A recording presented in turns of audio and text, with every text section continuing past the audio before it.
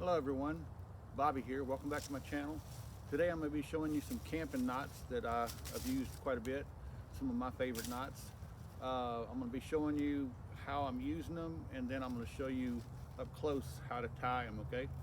The first one, I'm acting like I'm making a clothesline between two trees. I usually start off with a bowline on one side. And just to keep it from slipping down the tree, I always like to go around one extra time. And then what I do is make a little loop. Like I say, I'll be showing you this up close in a minute. I come up through the bottom of the loop, go underneath the long rope, and back into that little loop there. And the secret of this knot is not to pull this little short end tight. Just like that. On the other end, I also go around one time just to help keep from slipping down the tree. This is called a taut line hitch. It's one of my favorite knots, very useful. Like I say, I'll be showing you this up close. But you try to keep this kind of tight. Go either over or under, doesn't matter. As long as you do it, you're going to be doing it 3 times. You go around the clothesline and back into the loop there. You go once, twice, on the inside, and you go around the same way. You come on the outside and you're going to make a loop, and you're going to be going back through there. What this is, and it's an adjustable knot. You can tighten it up, you can loosen it up. It's an adjustable knot.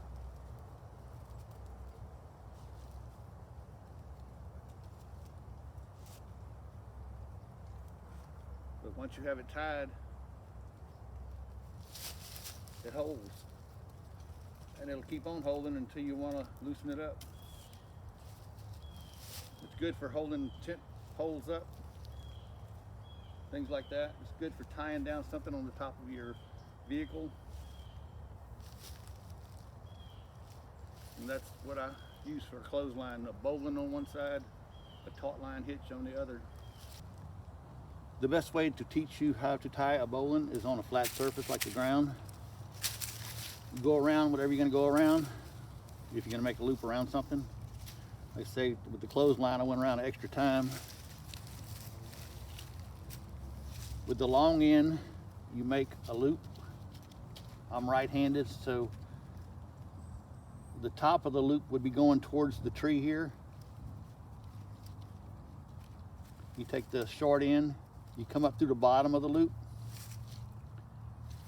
and you go underneath the long end and back into the loop. And the easiest way to tighten this is just to hold these two together. Don't pull on it. And you pull on the long end. And as long as this right here, this little loop right here, stays loose like that, it's very easy to untie. If you make the mistake and pull on this and tighten that up, it's not that easy to untie anymore. But that's a bowline. Okay, I'm going to try to show you up close how I tied that taut line hitch. You see I went around twice just to keep it from falling down the tree. What I do is I'll take the short end and go either under or over, it doesn't matter. Just as long as you're doing this 3 times. I'm going under, I go around that long end that's going to my clothesline.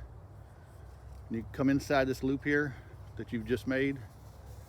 You go one more time.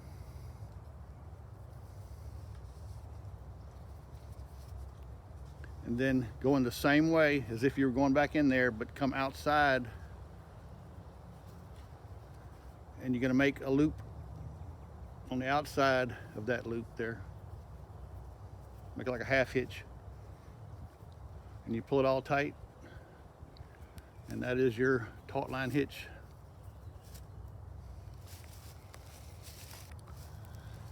Another knot that I tie quite a bit is called a clove hitch. It's used for tying a rope to something. It's good for tying two objects together, like two sticks together. With this, I go over the stick with the rope. I reach under. It doesn't matter which side you reach under with, but you bring it up.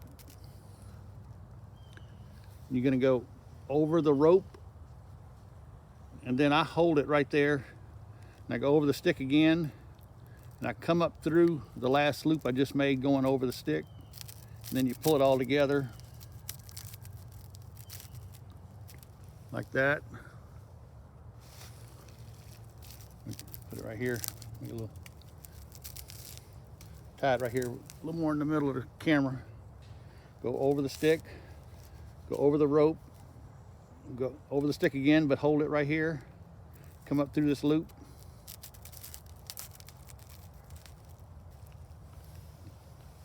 This knot is really good for holding a rope to something. It's good for tying two sticks together. I used it also to tie these two sticks to the tree, or the stick to the tree. Got a clove hitch on this one, and I got a clove hitch on that one. The only drawback to this knot is that it can get tight, and it can be hard to untie if it gets really tight. One way to help untie it is to, whenever you're coming up under the last time under that loop, is to use what you call the bite of the line, the middle of it. Come up through it like you're tying your shoe. This works on any knot, really. See, it still holds, but when you want to untie it, you just pull on the short end there. And that is a clove hitch.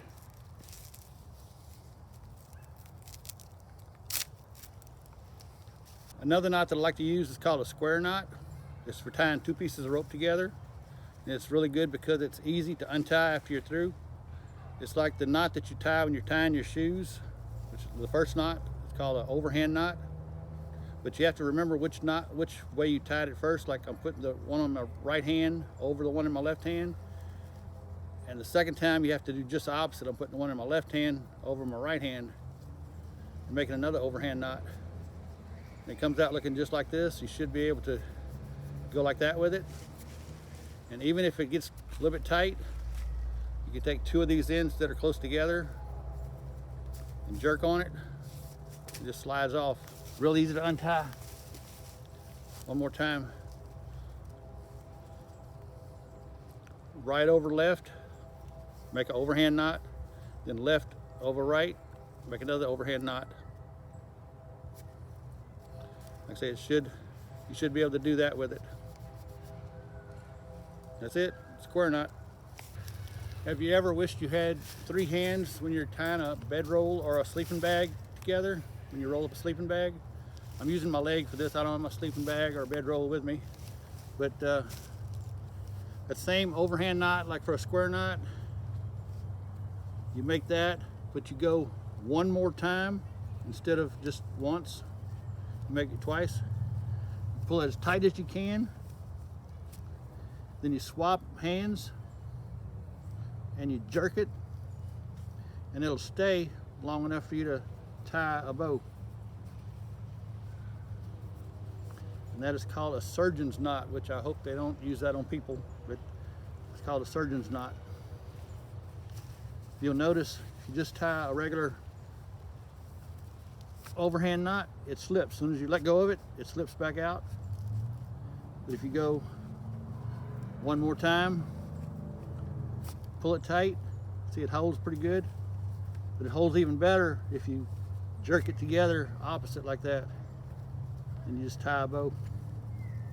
Like I say, this is a surgeon's knot. Thank you again for watching.